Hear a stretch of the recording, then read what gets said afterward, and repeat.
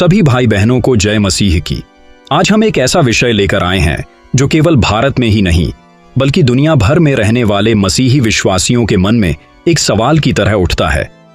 क्या एक मसीही को रक्षाबंधन मनाना चाहिए? यह सवाल केवल एक त्योहार का नहीं बल्कि सत्य और भावना, प्रेम और आज्ञाकारिता और परंपरा और आत्मिक आजादी के बीच का संतुलन है। हम इसे भावनाओं से नहीं बल्कि परमेश्वर के वचन की रोशनी में देखेंगे। परंपरा का आकर्षण और भावनात्मक लगाव। हर साल अगस्त महीने में बहनें अपने भाइयों की कलाई पर एक धागा बांधती हैं। उसके पीछे एक भावना होती है, तू मेरा रक्षक है, तू मेरी सुरक्षा करेगा, मैं तुझसे रक्षा की कामना करती हूं। यह सुनने में अच्छा लगता है। पारिवारिक लगाव, एक दूसरे के लिए चिंता और भावनात्मक जुड़ाव, कौन इन चीजों को नकार सकता है? लेकिन परमेश्वर का वचन हमें एक और बात सिखाता है। नीति वचन 3:5, तू संपूर्ण मन से यहोवा पर भरोसा रख और अपनी समझ का सहारा न लेना। हम कई बार परंपराओं को इसलिए अपनाते हैं क्योंकि वे बचपन से हमारे साथ रही हैं। हमें उनसे भावनात्मक लगाव होता है। लेकिन सवाल यह है, क्या ये परंपराएं परमेश्वर की इच्छा में हैं? परंपराओं की जड़ें धार्मिक नहीं तो क्या?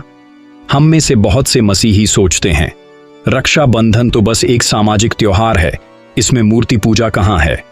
हम कोई मंत्र नहीं पढ़ते, हम तो बस राखी बांध देते हैं, इसमें क्या गलत है? पर ध्यान दीजिए, हर परंपरा की एक जड़ होती है और जब हम उसके स्रोत को पहचानते हैं तभी हम उसके सही या गलत होने का निर्णय कर सकते हैं। रक्षाबंधन की उत्पत्ति वैदिक काल की एक धार्मिक परंपरा में हुई थी, जहां पुरोहित मंत्रों के साथ रक्षा सूत्र बांधते थे, देवी देवताओं को आह्वान करते थे। महाभारत काल से लेकर वर्तमान हिंदू धर्म में यह त्योहार आध्यात्मिक रक्षा की प्रार्थना के रूप में देखा जाता है।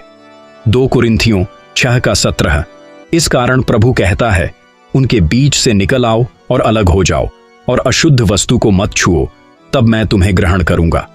हमने मसीह में जीवन इसलिए चुना क्योंकि हमने अंधकार से उजियाले की ओर कदम रखा है। परमेश्वर की दृष्टि बाहर से नहीं, भीतर से। प्रभु केवल हमारे हाथों को नहीं देखता, वह हमारे मन और आत्मा की दशा को देखता है। अगर कोई मसीही रक्षाबंधन पर राखी बांधता है, शायद उसका मन कहे, मैं तो बस प्रेम दिखा रहा हूं। लेकिन सवाल यह है, क्या वह प्रेम परमेश्वर की आज्ञा की कीमत पर है? मत्ती 15:9, परंतु वे व्यर्थ मेरी उपासना करते हैं क्योंकि वे ऐसे उपदेश सिखाते हैं जो मनुष्यों की आज्ञाएं हैं। हम अगर मानव परंपराओं को परमेश्वर के वचन से ऊपर रख दें तो क्या हम सचमुच उसकी इच्छा में चल रहे हैं? मसीह में नई पहचान, नया जीवन। यीशु मसीह में आने के बाद हम केवल भाई या बहन नहीं, हम विश्वास के वारिस बन गए हैं। हमारा बंधन केवल खून का नहीं, आत्मा का है। राखी एक सांसारिक रिश्ते का चिन्ह है, लेकिन पवित्र आत्मा का कार्य आत्मिक रिश्तों को मजबूत करना है, जहां पुरुष और स्त्री एक दूसरे को भाई और बहन नहीं बल्कि साथी, सेवक और परमेश्वर की संतान मानते हैं। यूहन्ना 8:36, यदि पुत्र तुम्हें स्वतंत्र करेगा तो तुम वास्तव में स्वतंत्र हो जाओगे। तो क्या हमें फिर से खुद को परंपराओं की गुलामी में बांधना चाहिए?